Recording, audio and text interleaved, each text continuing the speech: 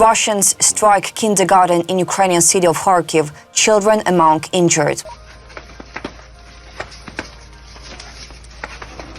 In the Kyiv region, Russia killed a 6-month-old baby and a 12-year-old child. And how Zelensky confirms civilian death in Russian night attack, urges allies to respond. The latest news next. The Russian army on the morning of Wednesday, October 22nd, attacked a private kindergarten in the city of Kharkiv. There are injured children, according to Kharkiv Mayor Igor Terehov. An impact hit a private kindergarten in the Kolodnohirsky district. There are injured children. A fire broke out at the site of the strike. Terehov clarified that as of 11:12 a.m., all the children had been evacuated from the kindergarten. The fire is still ongoing.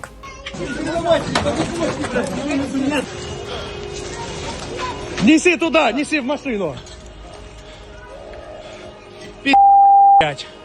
At the same time, the head of the regional military administration, Oleksiy Gubov, clarified that in Kharkiv 4 people are already known to have been injured as a result of the enemy attack. At least 2 of them are in serious condition. Medics are working at the scene. The information is being updated. Putin is a cruel tyrant and a merciless terrorist who deliberately targets innocent civilians, including children. He is responsible for the death of countless defenseless kids and families, showing utter disregard for human life and international law. His actions bring nothing but destruction, suffering and pain to millions. The world must hold him accountable for these heinous crimes. Let's take a look at this horrific footage from a kindergarten in Kharkiv following a Russian drone strike. Fortunately, the children managed to take shelter in time.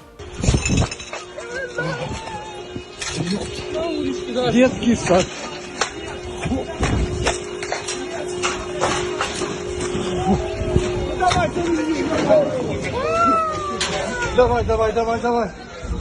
Давай, лапа.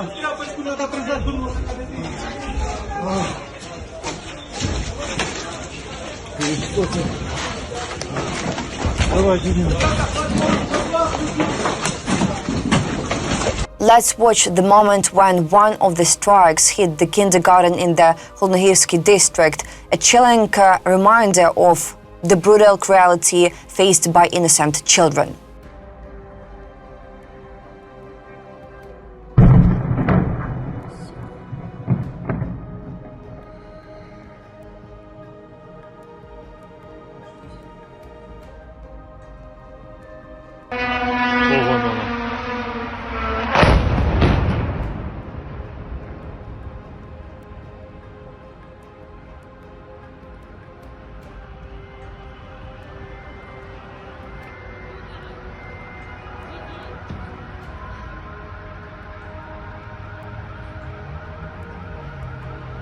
What have these innocent children done to deserve such suffering at the hands of a bloody tyrant?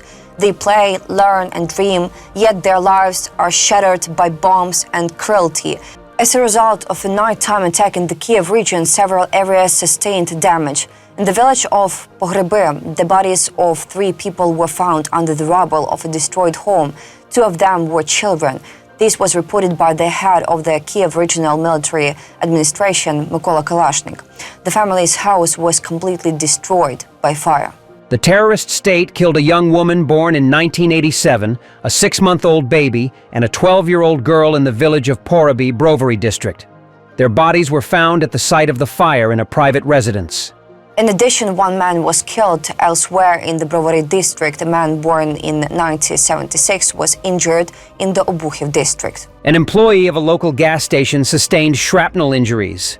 He was hospitalized with a diagnosed laceration to the parietal region of his head.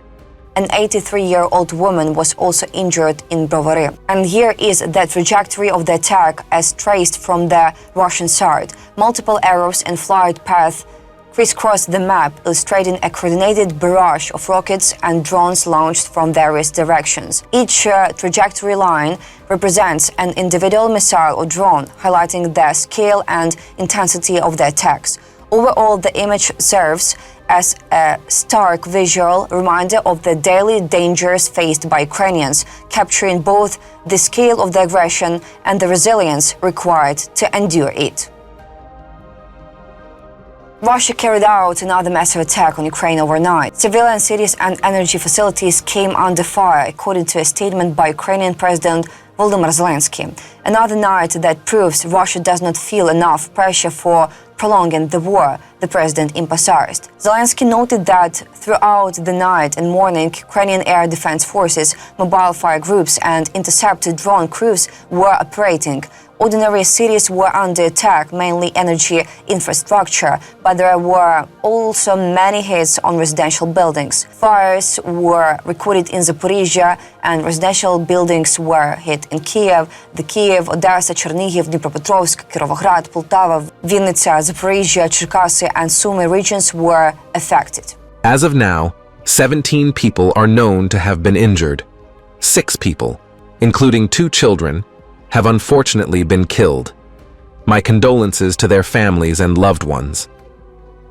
Zelensky addressed his partners. The president emphasized that Russian statements about diplomacy mean nothing until Russian leaders feel critical pressure. And this can be ensured only through sanctions, only through long-range capabilities, and only through coordinated diplomacy by all our partners. It is time for the European Union to adopt a strong sanctions package. We also count on strong sanctions measures from the United States and the G7 from everyone who seeks peace. It is imperative that the world does not remain silent now and that there is a united response to Russia's treacherous strikes. According to Zelensky, everyone who now helps Ukraine with air defense systems and missiles for them is protecting lives. The president concluded, "We are grateful for this, and everyone who helps Ukraine with long-range capabilities brings the end of the war closer." About massive attack on Kyiv and regions of Ukraine, on the morning of October 22nd, Russia once again attacked Kyiv and several regions of Ukraine with drones. Explosions were heard in the capital starting at around 5 a.m. The aftermath has been recorded in at least 4 districts. Rescuers and medical teams are working at the scenes. According to preliminary information, people were killed in the attack, and among the injured is a 2-year-old child. Several apartments and utility networks in residential buildings were damaged, and infrastructure destruction was reported. Rescuers, in turn, have shared images showing the aftermath of the enemy attack on the capital. Other regions also came under enemy fire. In Zaporizhia, more than 10 people were injured during the night attack, and residents were evacuated from dangerous areas. About 2,000 consumers were left without electricity. Russia reiterated its demands for a peace deal with Ukraine in a private document it sent to the US over the weekend, Reuters reports. According to sources, Russia provided the US with a so-called non-paper and unofficial diplomatic note.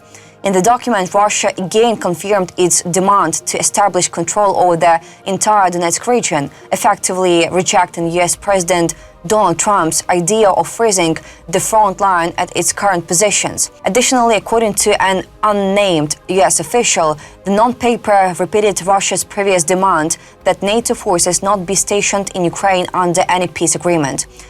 Putin demands. Earlier, the Washington Post reported, citing sources, that Russian dictator Vladimir Putin hinted in talks with US President Donald Trump at his willingness to make certain concessions to end the war. According to unofficial information, Putin said he might withdraw troops from the Zaporizhia and Kherson regions, but only if Russia gains full control over the Donetsk region. Following this, Ukrainian President Volodymyr Zelensky emphasized that Ukraine will not give up its territory or exchange the Donetsk region. He also stated that he insists on ending hostilities based on the current front line. According to Zelensky, there is now a chance for diplomacy, but Russia is trying to avoid it. Ukraine will never give up its territory. Does that mean Putin can kill people and seize land just like that? Absolutely not. Such a scenario will never be accepted. Despite Russia's repeated demands to control the entire Donetsk region and to prevent NATO forces from being stationed in Ukraine, Ukrainians' position remains firm. President Volodymyr Zelensky has clearly stated that Ukraine will not cede any territory or trade the Donetsk region.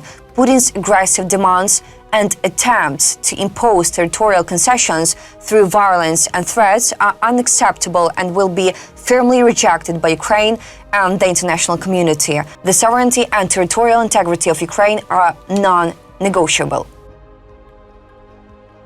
That's all for today. Thanks for watching this video. Support Ukraine, like and subscribe.